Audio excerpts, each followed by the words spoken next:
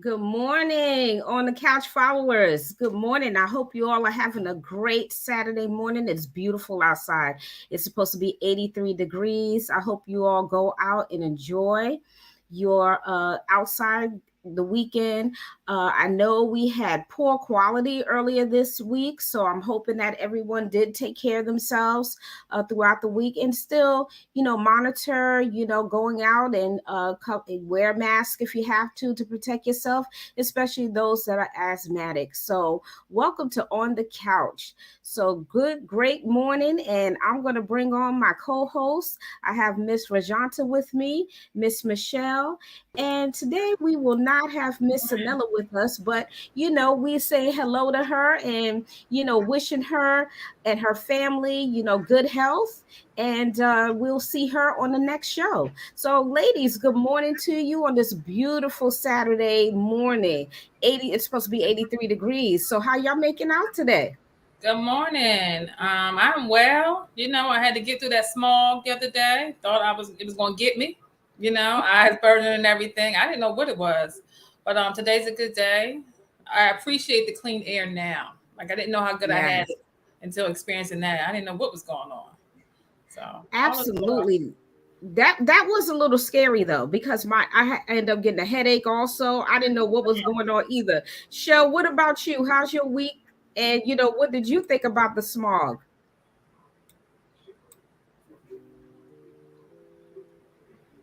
Yeah, we We can't hear can't you. hear you, dear.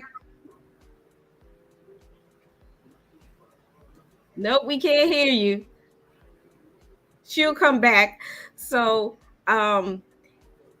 yeah. So let me tell you something. I was sitting at my desk and I said, "What in the heck is going on here?" My head started spinning, Yeah,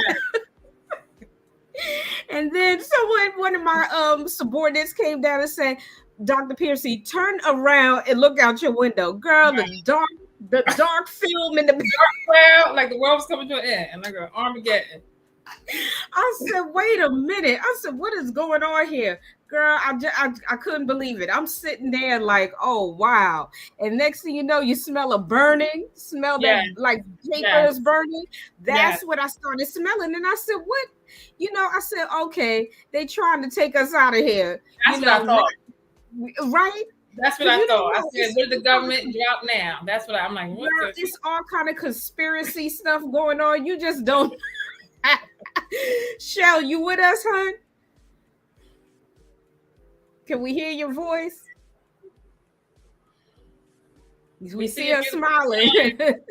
We know you're traveling, and we Yes, we know you're so traveling, appreciate you so being be here. careful and just jump in at any time. So, we're gonna go to the news, some news that have been pretty disturbing and it really affects our community and it is about these shootings that have been going on. I do want to start with the latest one that I heard about. Now, actually, I follow Roland Martin unfiltered. I Okay. really like his commentating and the things he talk about because he reaches our community, and he Yes. brought this up. And then there's also Dr. Richie as well. That's another doctor. Also, he keeps up on our news, and it's about this young lady by the name of AJ Owens, and she had children and she ended up losing her life. She went to the door to confront this woman in the neighborhood that seemed to be giving a lot of kids a hard time because there's like an open field like closer Mhm. to where her apartment is and or house. I'm not clear on if it's a house or apartment where she lives, but she ended up shooting through the door Wow. at this moment. And I could not for the life of me understand why would you try to hurt someone in such a manner. And then she ended up killing this woman.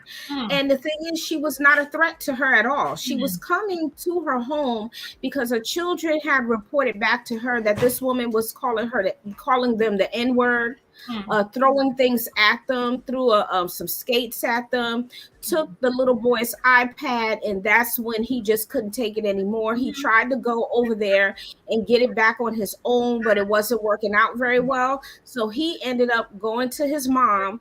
Mom went to confront the lady. She was banging on the door, and she said, "I know you hear me." And next thing you know, came through the door and Wow. got her in the chest, and she ended Wow. up dying. Hmm. Yes. That's Yeah. sad.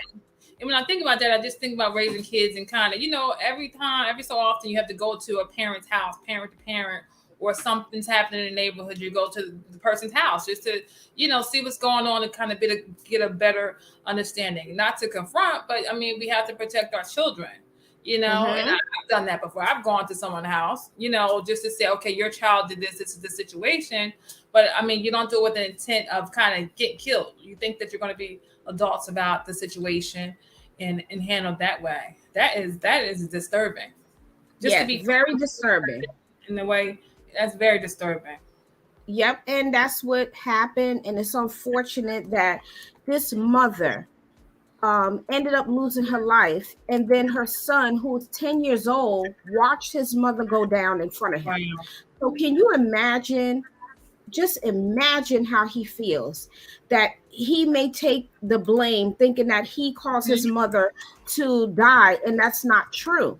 It is actually the responsibility of the white woman who shot through the door. And Wow. I want to speak about this, really about white privilege, okay? And I want to talk about that because white privilege, it appears to come across to me that it's okay for them to do things to us, and we're not supposed to respond back. We're not supposed to say anything. Think about all of these Karens that happen to come about. If you watch the news or watch any websites, and you get on these websites and you follow some of these people that are commentating, they talk about the white privilege, and that a lot of these white people believe that they can do things with us without any consequence. No, there is a So, consequence to your action. So yes, and what makes you believe that that's okay? yeah, and I guess getting back to this was in Florida, right? Yes, ma'am. Florida. There's a lot going on in Florida right now with that. The history, African American history that they don't want taught in the schools. They pulling books out.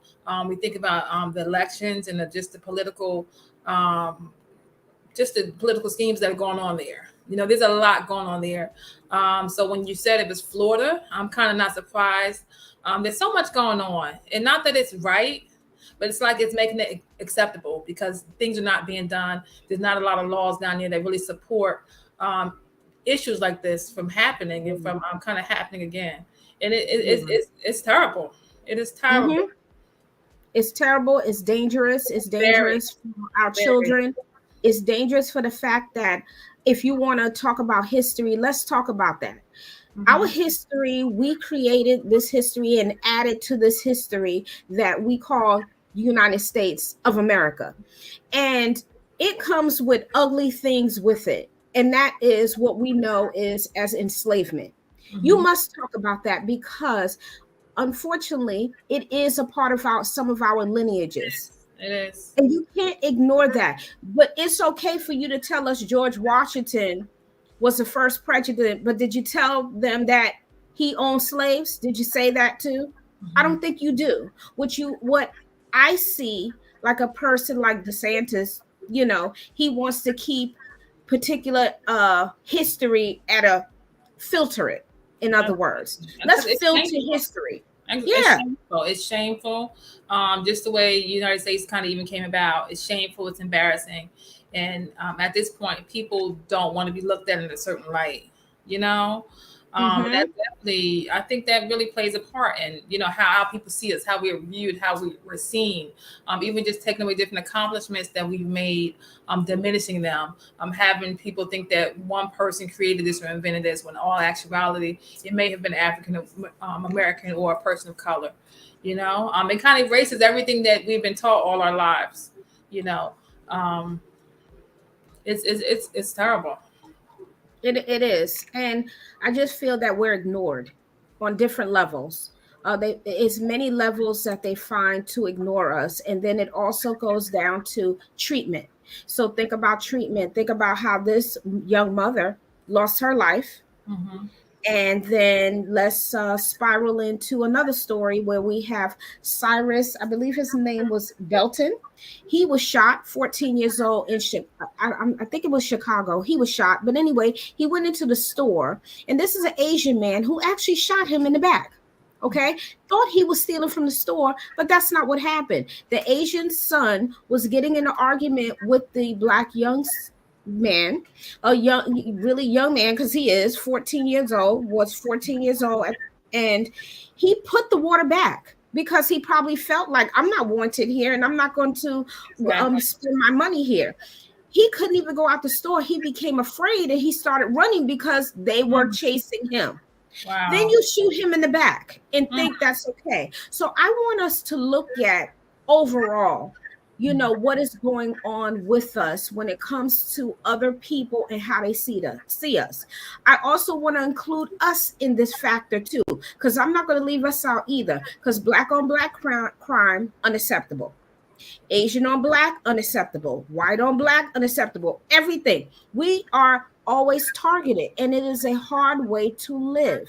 It is. It is. And I'm just thinking about the fear that might have been going through that young man's mind when he was kind of being Yeah. hunted down, and Mhm. just what his last final thoughts were. He just felt probably in danger, when he didn't feel like Yes. he was in a safe space, and he probably didn't feel like he had anybody that could protect him. So Right. it's definitely unfortunate. It It's so is sad. so sad, so unfortunate. And I'm going to turn to the comments real quickly about what we're talking about as far as Black history and how we are erased. So we have whitewash. Yes, absolutely, it's whitewash. Let's talk about one quick thing, and then I would love people in the comment to say something, and I love you two ladies to give me some feedback. Netflix had Cleopatra. Mhm. There is such a big issue with the fact that Cleopatra is portrayed as a Black woman, but the woman that's portraying her is very beautiful, like Mhm. really And I beautiful. don't think she looks maybe she doesn't look she looks ethnic. She doesn't look She does. yes. You're Like a mix of absolutely different right. things. So Yes. her hair texture and everything. So first off, I did see that. It was Yes. very good. Very I've good. always Yep. kind of been fascinated by Egyptian history, and I wanted to be an archaeologist early in my life. So that I had to see that. It was really, really good. Um, Yes. but but Egypt is in Africa, and this is the thing people fail to realize. Egypt is a part of Africa. All these places are part of Africa, so they're African. But when I meet Egyptians, they tell me they are Egyptian. Yes. They say they're African. Yeah. I don't know whether it's just a negative connotation that comes along with being quote unquote African, you know, because I'm from Mhm. America. I don't say I'm New Jerseyan, you know, No. say Right. African American, So yeah, she was from Africa. So Uh-huh. darker skin, it's a hot Yep. climate, Yep. so you're going to be tanned. Yes. Yes. But that was such a big problem. And that goes back to whitewashing. So let's talk about different movies that white people have portrayed Native Americans in. You're not Native American. Native American are red toned people. They were tainted just like we were. So how come you can portray as a Native American, and even in some movies that belong to Black actors, white people are playing it? So it's okay for you to do it, but isn't okay for us to do it. So that would, of course, the whitewashing, and unfortunately, a lot of us are whitewashed as well because we believe exactly what white folks believe, even when it comes down to our bodies. Some of us, a lot of us now, let's say 80% of us now are beginning to love our bodies, but a Mhm. lot of us are now still, let's say, plastic surgery, enhancements, when you naturally have these things. Jackie O, did she not pass away from that? Yeah, yeah. I Yeah. think for years we've been told that our bodies and our features are unacceptable. I'm thinking Yeah. about our lips. You go look at different things from years ago, how they would the Sambo pictures and the pictures was having like bigger lips and it just being or like the black face and it just Yeah. really being unacceptable and being made up to be made fun of. Just different things Yeah. that come along with that, like stupid, ugly, just Mhm. different things. We weren't celebrated in that type of way, So I think that kind of carried on, and we're continuing to not celebrate ourselves kind of the way we should. You know, Exactly. Agreed. And we're not celebrated as we should. So, what does that do to us as a whole? It affects our psyche as a whole. How do I love myself? Do I love myself enough? Um, how do I measure up with the next yeah. person next to me? Mhm. So it becomes a real issue. And I know that is an issue I would love for us to delve into. And also to our listeners, I will encourage you to send us topics you would like us to talk about. You can actually send this to us on Facebook. Candid conversations, dr. I'm gonna actually put the my email address at the end so you all can get it. Because I think it's important that you also provide us some topics you would like us to address, because we can be this show and this platform is to help you grow, walk you through a healing journey if you happen to be going through one and you're not going to a therapist, but you're trying to figure out your way. You possibly may not be going to a church per se, like sitting in somebody's church so you can have some healing. But we are here and giving you this platform where you can hear about different things and work through different things. And we don't have all of the answers, but we will definitely try to help you for sure. Absolutely. You Absolutely. know, so leading into our topic this morning is about codependent relationships and how to set healthy boundaries. Mhm. So I definitely want to talk about this today. And you know what, Rajanta, thank you for this topic, because I think at times we don't know that we are codependent, or and we really need to talk about that today and what that means. We do. Hmm. And personally, I just wanted to hurry up and get to quickly read the comments. Someone said that it comes Okay, from cool. slave mentality. Yes. It does. It does. The house slave versus the field slave, being lighter skinned and darker skinned, and those lighter skinned people, we don't realize that they came from a rape. So they were lighter skinned because of the rape that went on. Also, someone said, I view myself as not acceptable. Growing up as a Bronx Mhm. person, I wasn't chosen, so it caused me to have self doubt. That is really, Yes. really a thing in our community, Yes. colorism that goes on. So we have Colorism. colorism even within our community. This person's too light, this person's too dark, their hair is too coarse. Um, it's true. It's very, Hmm. very true. Being chosen. We Yes. look at it as Yes. pretty, beautiful, or this is not beautiful enough, and it's definitely a thing. So thank you guys for your comments. Yeah, thank you so much. And we will, I would say next month, we will definitely begin a series on colorism That's a great. and what to do when you are going through it, how to address that even in families. Mhm, We'll talk about that because I know in several mhm. different topics that we have talked about, it has centered around colorism. And I really think we need to address this more and in depth, because it is it's a cancer, and Yes. it was a huge cancer in our communities of Mhm. color as they went through Reconstruction.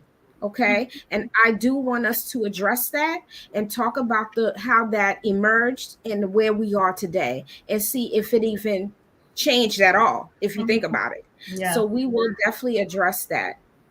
A topic I would like to see discussed is, how do you feel black and beautiful void of, okay, of curves? Okay, yes. Okay, I'm gonna write that one down. That would be awesome to talk about as well. So yes, you will see this topic come up again, and thank you for your suggestion, and you will hear it. Okay. All right. So codependent relationships, and how to set healthy boundaries. So for all of you listening today, I want to start with the signs of codependency. So let's start with that. And then we also, and before we delve into it, the definition of codependency. So, Rajanta, do you have a definition of it? Well, I would say kind of being overly responsible, you know, Mm-hmm. helping Mm-hmm. others at your own expense, Yes. difficulty is identifying what you need, being attracted to people with problems. So, like, that trauma bonding thing, that's real. So, being attracted to Yes. people with problems, low self-esteem or feeling superior, difficulty feelings that your own feelings. So, just have difficulty Mm-hmm. with that. People Mm-hmm. pleasing. People pleasing is a big one. Needing Yes. to be liked or accepted. Um, Being dishonest about your true feelings just to kind of make someone else feel good. But you feeling bad Mm-hmm. as hell. But they feeling good because you done made them feel good and struck their ego real good. Um, Yes. and feels more of others than self. So you feel more about someone else than you feel about yourself. And I don't know whether, because I think about these relationships in all different areas. So I think this can probably happen with our children. This can maybe happen with our spouse. This Yep. can happen with a family, a parent, right? A friend. So this can really happen in every type of relationship that we have. Yes, exactly. That's deep. Exactly. Oh, Shell, don't worry about it. You're in the comments, so that'll work too. So you can talk to us through the comments, okay, like you're doing right now. Okay. So Shell is included, you guys. She's just Yeah. happened to be in the comments. So if you have to shoot her any questions, she may even answer from the comment area. So look Yes. to see where Shell is, and she'll answer you guys. Okay. All right. So yeah, so I do agree with that as far as codependency. I'm going to piggyback on it as well. Mm-hmm. Codependency is a dysfunctional relationship. Okay, that's a dysfunctional dynamic because a healthy relationship that's independent of each other is very balanced. Mm-hmm. You said everything correct about the codependency and what that looks like is unhealthy. It is a one-sided relationship. Mm-hmm. Okay, sacrificing, as you stated, you are giving up your well-being for the other person. Mm-hmm. Okay, so you're sacrificing yourself for this person. And that's the other thing. So I want to talk about the signs of it as well. So now that you all have the definition, I want you all to reflect on that and see if you have done that in some time in your life, because you probably have and never even realized you had a codependency with someone or they had it with you. So here are some of the signs. Okay, so I'm going to run through them real quickly. Overly concerned about what the other person is doing. Okay, you're overly concerned with that. Like, what are they doing? What are they doing right now? Two, relationship is consistently one-sided. Mm-hmm. Consistently, never balanced. You sacrifice. So you sacrifice yourself to make the other person happy. This is what you're doing. Walk on eggshells around this other person because you don't want to upset them or displease them Because you because you need to don't want. care. Yes. Got you. Yes. Got you.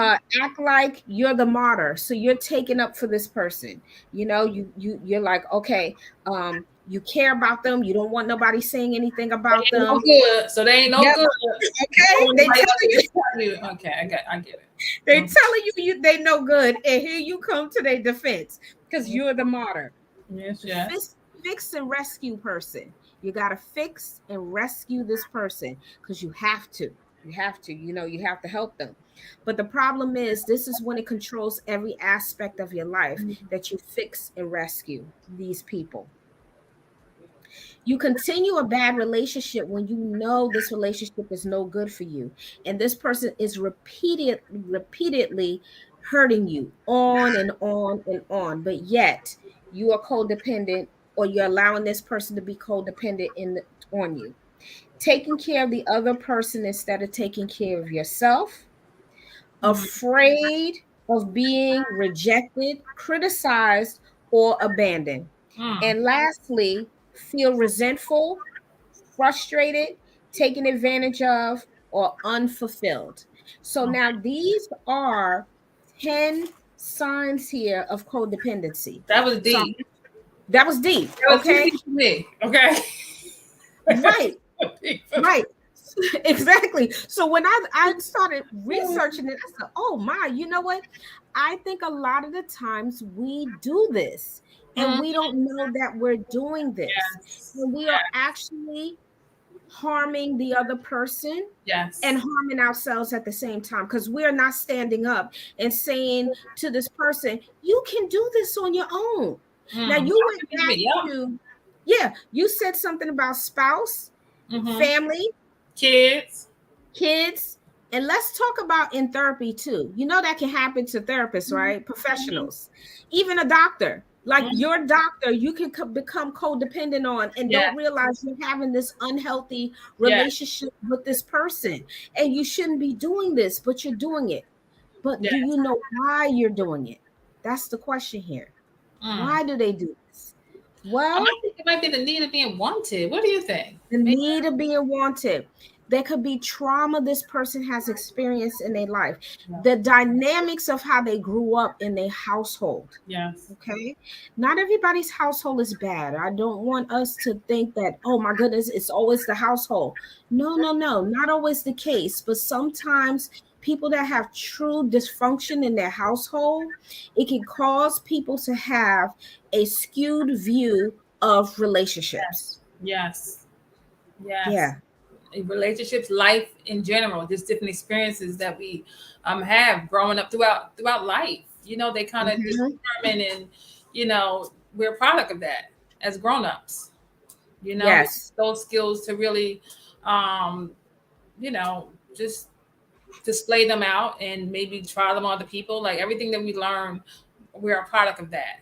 And then whether we want to Yes. change it or not and change up our behaviors and views is definitely on us, because everything we learn Hmm. growing up, some good, some bad, is up to us to kind of determine what we need, and what we kind of can leave in our past. This is true. So, yeah, when you think about relationships, I want you to think about your relationship at home, possibly other people's relationship that you have seen from childhood, adolescence to adults. You have seen this play out in front of you, and you've also seen codependent relationships. These Mhm. relationships, again, are unhealthy. They are not healthy relationship. The poor interpersonal skills. They don't know what boundaries look like. Yes. What is a boundary? How do you set a boundary? Hmm. So if I'm codependent on you, Rajanta, I need you to do everything for me. Okay. I cannot function without you making my decisions for me. Tell me how everything is supposed to be going. And then when you don't do it right, I'm going to get an attitude with you. Hmm. I'm just letting you know that's what's going to happen. Yeah. And it So will. what about, when I think about that, I can comes to mind gender roles in relationships, intimate relationships, whether you're coupled up, married folks. I think about these roles that we as women play in these relationships. How we are that Yes. person that's supposed to come to bat, all the time, and kind of Mhm. deliver all the time, because we're expected to kind of keep the family together and help the family run properly. So I think about those things when I'm thinking back on, just being a mother, being a spouse, and how codependency can sometimes wiggle its way in, you know? Yes. Yes. I'm glad you brought that up. And it does wiggle its way in. I want you all to know that what contributes to it also is if your self-esteem is very low, you want to feel wanted by someone. Your anxiety, if you have anxiety problems also, you're so anxious that you start thinking about the what if, what if, what if. What Yeah. if I do something that this person doesn't like? What if they don't like me anymore? I have to do what this person is telling me to do so we can keep this relationship going. Not understanding that this relationship is very unhealthy. Mm-hmm. I want us to focus on our community, okay? Black people, Black men, Black women.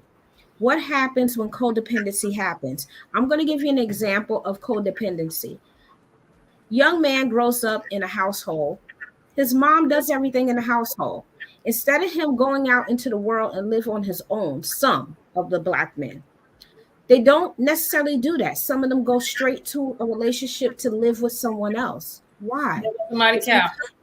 uh-huh. Because they didn't learn the independent part, and mom tend to be let this person depend on her constantly. So independency is important. We love our children. Don't get Mhm. me wrong, we love our kids, but we also have to know to teach them the independency in the parent-child relationship. Yeah. And I didn't think about it. I did not even think about that until you kind of brought up that scenario. That's very, very true growing up. And we see that a lot, in our community. Just not having the skills to even make a phone call to kind of get the lights in your name, or not even having the skill to kind of go and just fill out a lease properly, or to even fill out a job application to even get positioned to even be dependent and on your own. So, I mean, we kind of teach our kids to do a lot of things, but sometimes, the ball gets dropped, and and looking, it's crazy. I'm thinking about it now. That is very, very true. Yeah, it is true. And I also think it's a natural default for us to do this because as a community, we take care of each other. But then Yes. it's the way we take care of each other. And then let's talk about how the community has changed. Because Mm-hmm. growing up for me in the 70s, everybody raised the kids together. It wasn't a independent thing, especially if the mother happened to be a single parent. So they happen to all get together and the community kids are being taken care of, Yes. right? So that's a healthy thing to do because everyone is helping each other out. But what happens is when a person feels less than in Mm-hmm. that relationship, then they begin to feel that okay, the other person comes along and rescue them.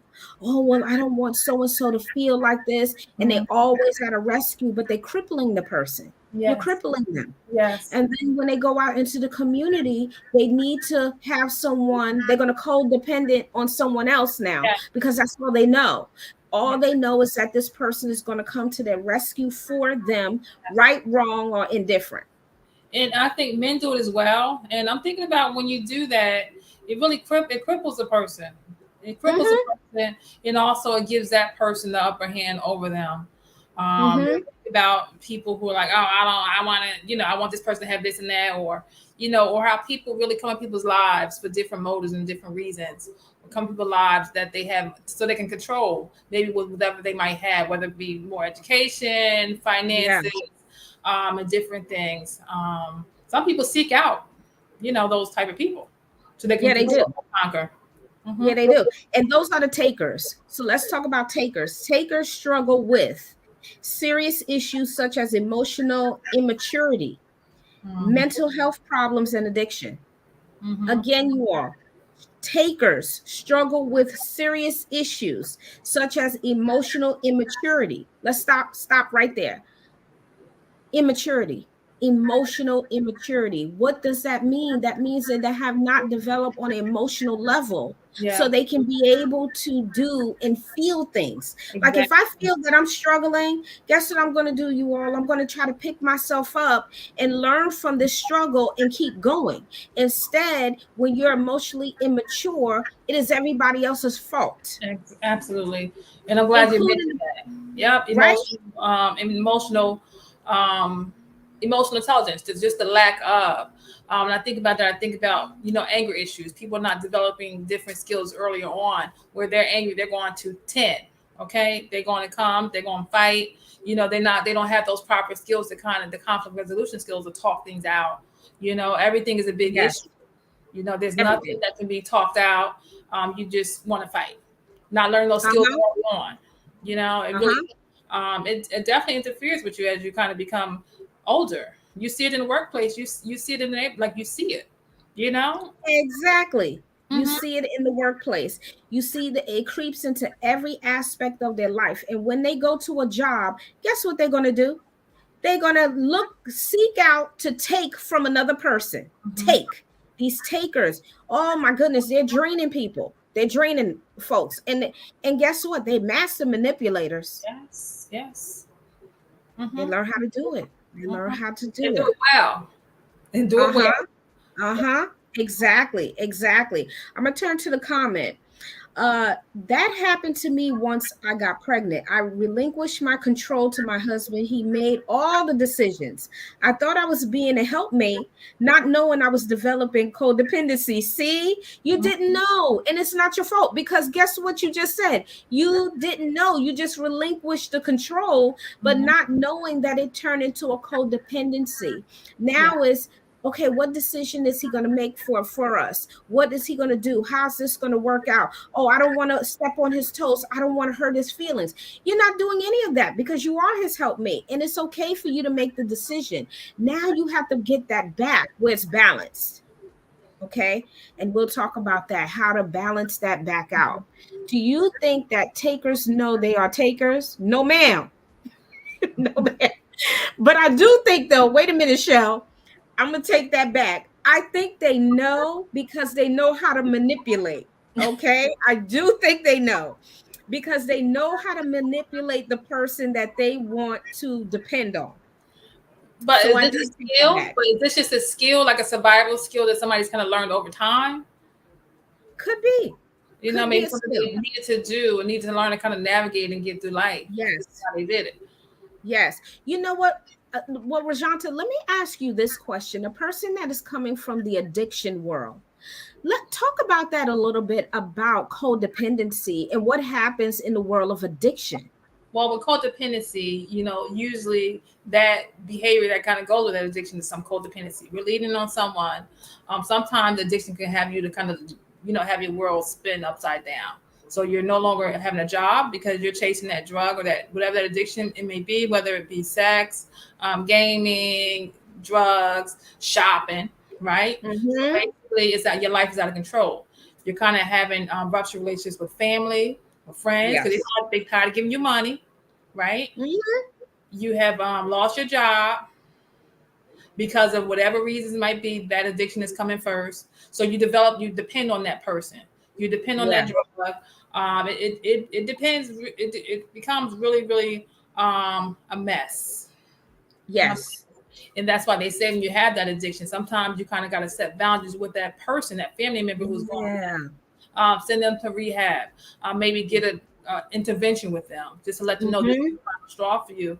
But it's definitely important to set up boundaries because sometimes people need those boundaries to kind of get themselves in order. So when it comes to addictions, it's definitely a codependent, and it affects everybody. You're still in Mm-hmm. the house.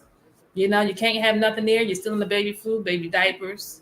Yes. You're internet bill on porn. So it's just a lot Mm-hmm. of different things that kind of go into it. Yes. Okay, so family that's listening, and you have your comments in here. Enablers. Tell me Mm. about those people, enablers, because the enablers are actually the ones that allow these things to continue to happen. And when you look at those that are addicted, also behaviors that they are co-signing with, you are having an codependency going on there as well, because you're enabling the Yeah. behavior, you're enabling the bad negative behavior to continue. So, what do you do with that? You have to start checking yourself and start looking at, am I an enabler? Do I allow these things to continue? And Shell says something, parents. Yeah, as parents, we do enable our kids, and we know daggone well sometimes they wrong as I don't know what, but we continue I to mean, you see enable that in the schools too now. takers. In the schools now, where like the parents are up at the schools fighting the teachers. There You we know go. she's gonna listen. You know she There don't. you They don't go. listen to you, so of course they're not gonna listen to the teacher. How You know, about it? because you're enabling these bad behaviors to You continue. right. You know? Enablers, right? Uh-huh. Children also do it with parents, right? And that's what it, yes, exactly, Shell. The parents are allowing bad behaviors to happen, i.e., talking back. You talk back to me, you're going to go out in the community and talk back to all Right. adults. That's And right. then the sad part of this is you're going to go and fight for this child who you know is wrong. So then I Mm-hmm. want to go back to one of the comments is emotional immaturity. Think of that example right there. Take that as emotional immaturity. You're not teaching your child to navigate their emotions right? So now they're off when it comes to emotion. When you should be angry and how to be angry, Yes. when should you show sadness and Yes. how to be sad? Yes. Okay.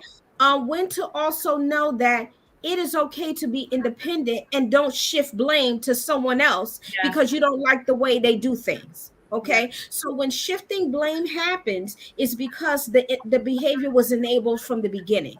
So now I'm going to blame the teacher because the teacher yelled at me, although I threw something across the room. So now it's the teacher's fault. Now I'm Absolutely. mad with the teacher. So now I'm Absolutely. going to go back and tell my mom, the teacher said this to me, Yes. knowing that you did something wrong. Yes. And I'm glad And that you then, brought that up.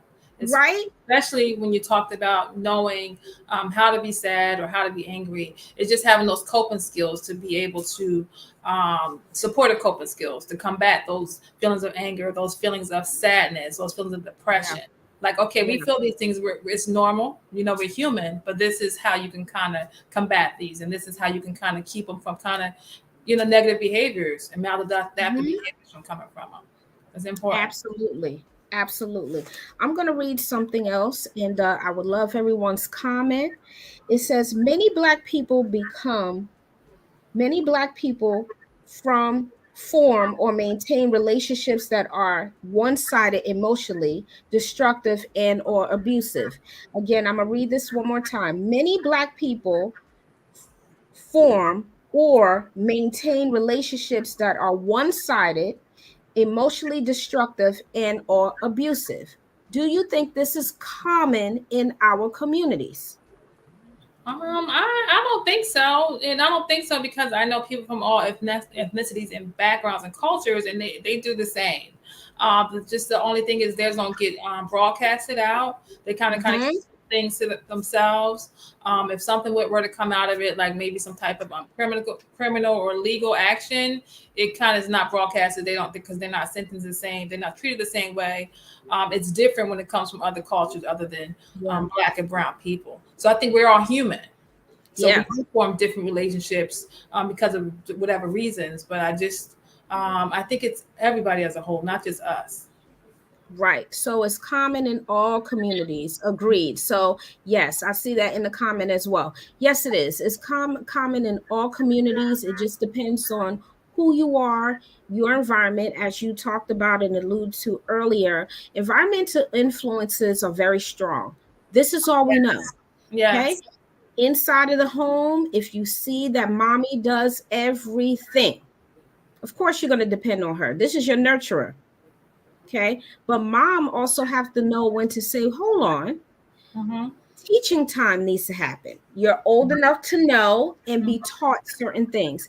And that also with in a relationship, husband and wife also have to know when to be independent within their relationship. So there's not a lot of codependency going on, and then one person is wiped out, burnt out, then resentment can come. So it can go to so many things when we are not speaking up Mm-hmm. about codependent types of behaviors. Yeah, and I think that's Okay. very old school. That behavior is very old school. Yeah.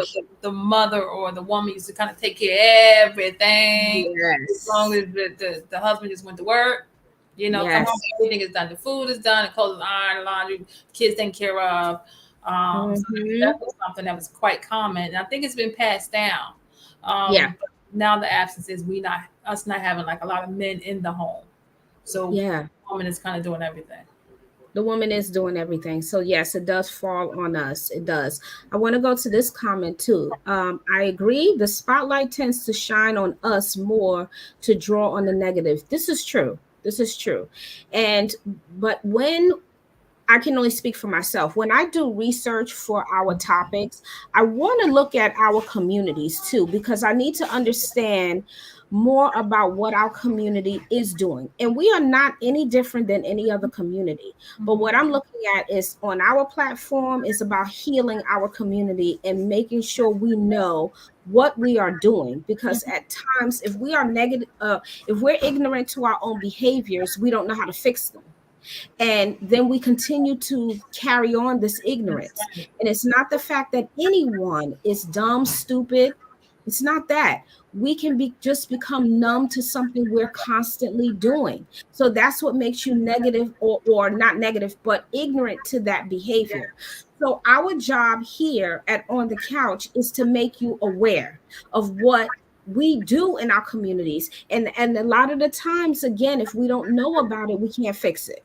Mm-hmm. Or if we do know about it, we don't want to fix it. So on Exactly. this platform, we want to show you that if you do have a level of responsibility, i.e., let's say today's topic, if you're an enabler, I need you to start looking at why you're enabling. What's making you do this? Mm-hmm. You know, why? Why is it making you do this? Reach inside of yourself or go to a mirror and look at yourself. Am I an enabler? Let's look at the dynamic of child and parent. Let's say the child is heavy on drugs. You give the child money, you know he or she is going to go out and take these drugs. God forbid now they go out and then they overdose. Mm-hmm. Who are you going to blame? Mm-hmm. Who are you going to blame? You're going to end up blaming yourself, number one, but you never listen to someone outside of that who told you you're an enabler. What you did was you became on the defense instead of saying, you know what, maybe you're right, I am enabling instead, and I need to stop. Yeah. Yeah, and I just think about the either way. I think about maybe the gripe you might be getting from your family for Yeah. kind of putting your foot down and setting boundaries. There's a lot of that too. Oh, why wouldn't you do that? That's your child. You're supposed to do this and this and that. So Yeah. I think about that.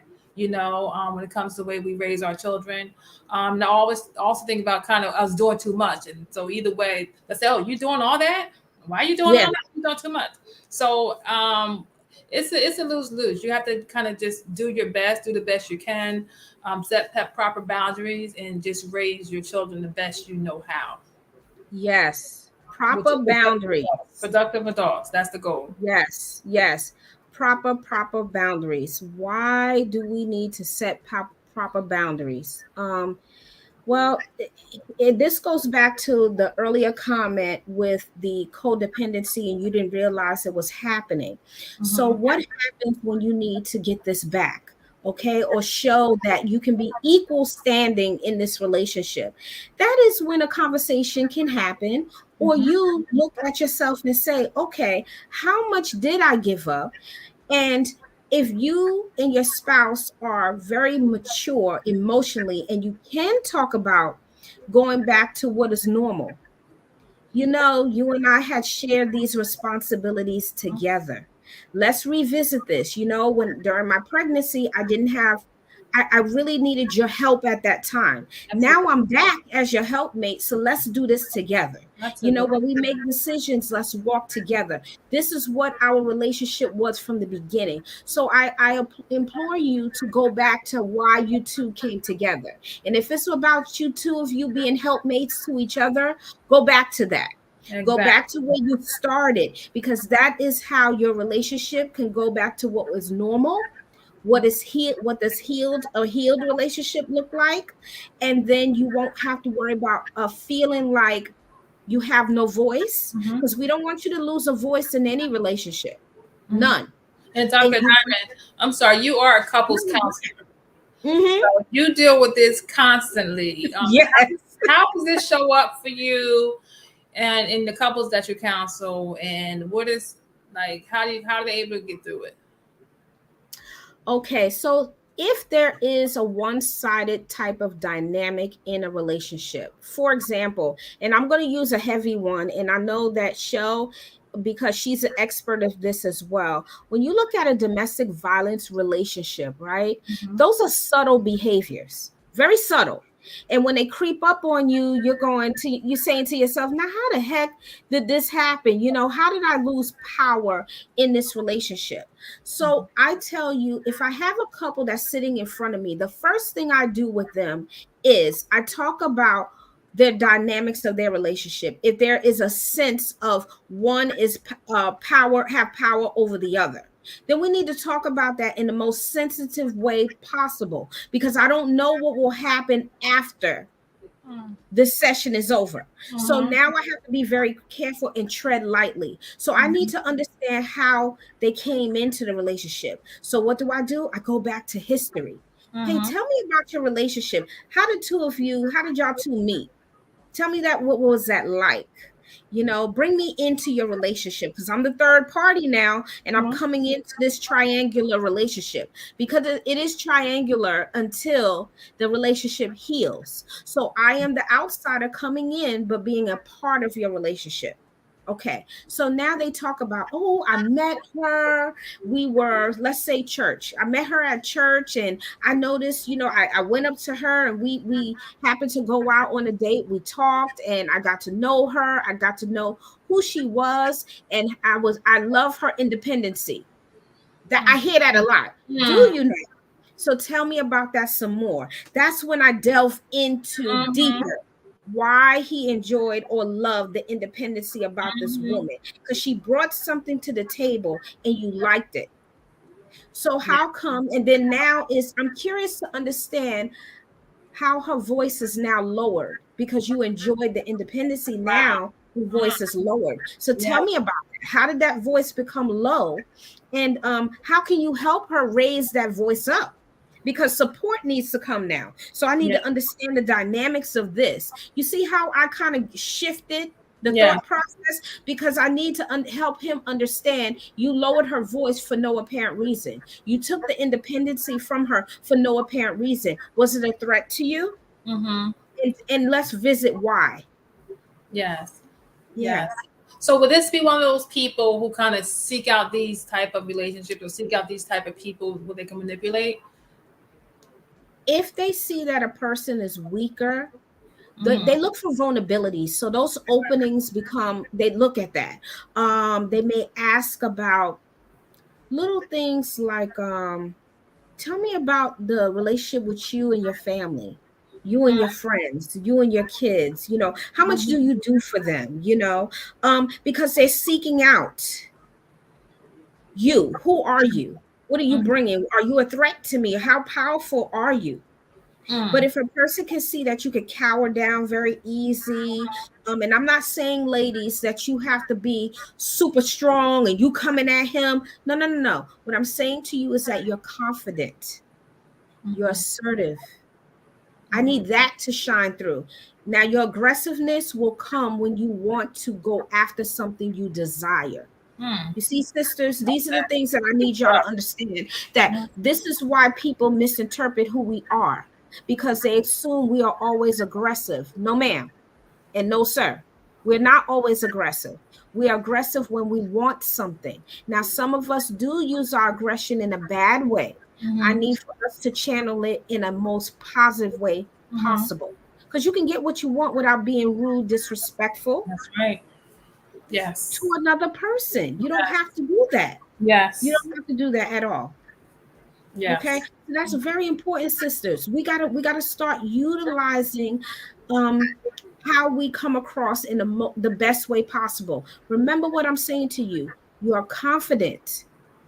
You always had that. We're born that way, because we're groomed like that. You take that confidence and then you use it in an assertive manner. And your aggressiveness comes when you want something to go after, i.e., a job. You should be an equal standing with a person with a salary that you should, because you're doing the work. I need you to do that then. And then it's how you come across. So be very careful how you come across. And then also with a man that we love, right? You want him. He can be an asset to you. Be careful, because if you're too aggressive with this man, you can shut him off, or you can put him on the defense where he wants to defend himself against you.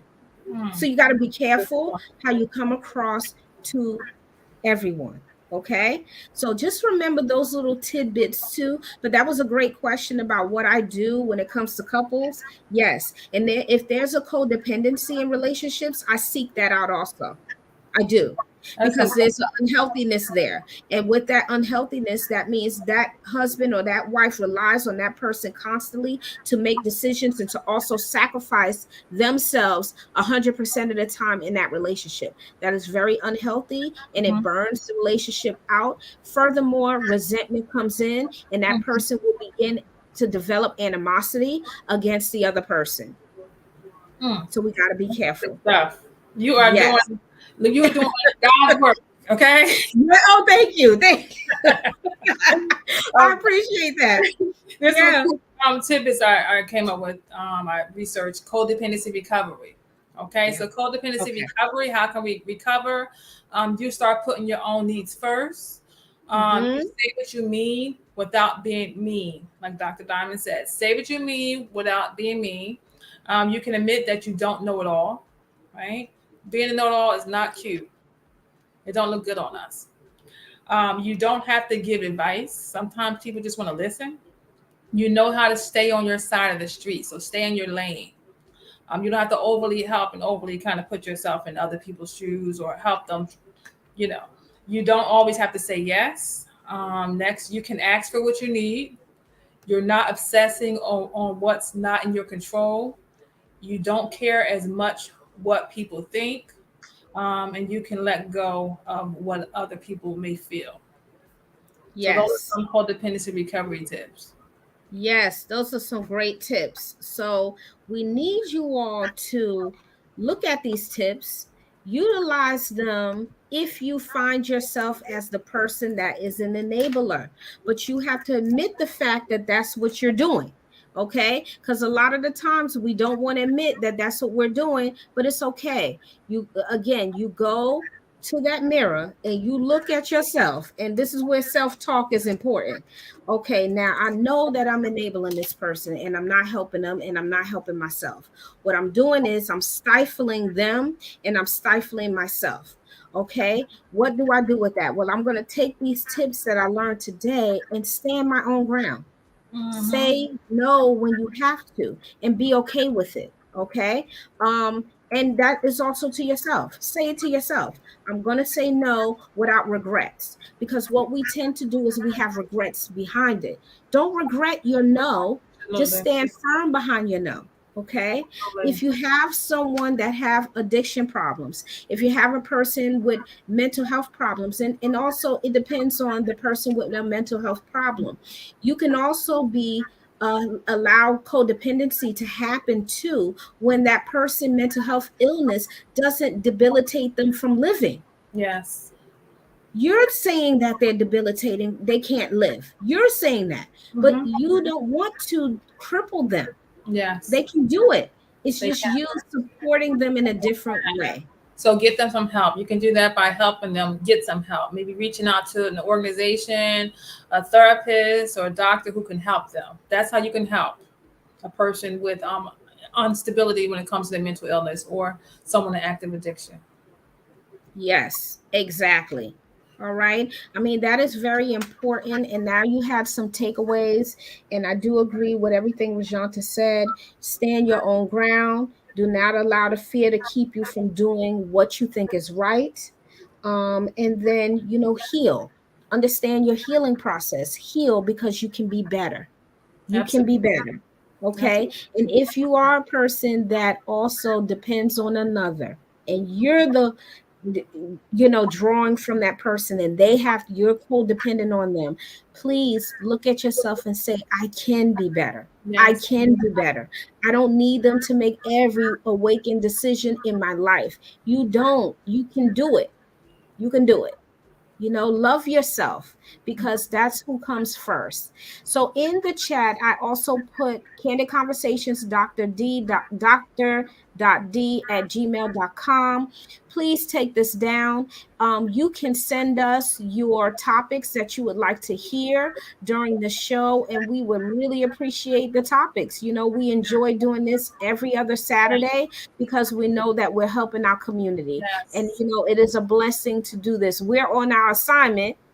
Myself, Rajanta, Shell, and Sanella, we're on our assignment, and you are, our assignment is a part of healing our community. So Yes. that's what we're Yes. here to do. So, Rajanta, let's takeaways for today. We're all just taking it one day at a time, but we want to be better each day. We want to get better. We want to promote healing, and we want to begin to love ourselves more and more each day, right? We were meant in this life to kind of not only survive, but thrive. So continue to thrive, continue to be your best selves, and continue to promote wellness. Get the help that you need. To get therapy if you need it. Get your village together, and definitely practice self-care. Amen. Practice self-care, and I agree. Love yourself. Put yourself first. It is not a selfish act. It is for you to take care of you. You cannot take care of others if you don't take care of yourself. Love yourself.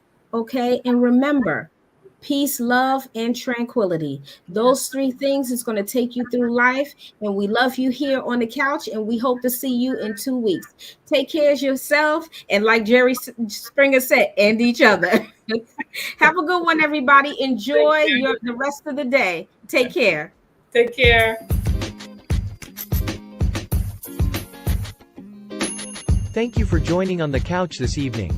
Be sure to follow us on Facebook and Instagram, and if you want to contact Dr. Diamond, you may reach her at candidconversations.dr.d@gmail.com.